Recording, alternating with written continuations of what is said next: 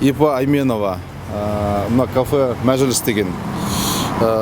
Біздің потребитель Медеу ауданы бойынша осы потребитель бізге суға қарыз және канализацияға 2002 жылдан бері қарай осы біздің тұтынушымыз қарыз біз 6 айға дейін 3 айға дейін күткен уақыттарымыз болды төлемегендіктен.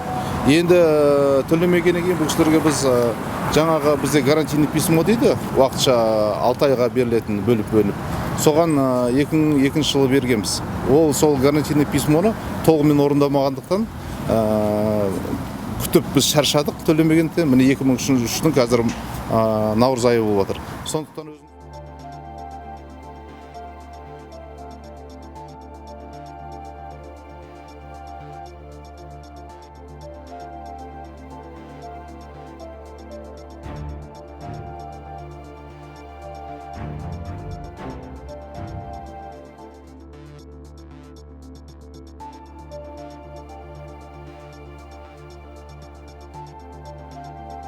ең бірінші жұмысымыз ол жаңағыдай SMS жолдау жасаймыз. SMS-пен жібереміз, осындай сіздердің берешектеріңіз бар деп. Екіншіден жаңа үйлеріне барып жаңа хабарландыру қалдырып кетеміз. Уведомление дейміз ғой, сондай қалдырып кетеміз. Егер де оған да көнбейтін болса, барып өшіреміз. Егер де өшіргеннен кейін де көнбейтін болса, онда сот жаңа органдарына жүгінуге мәжбүр боламыз.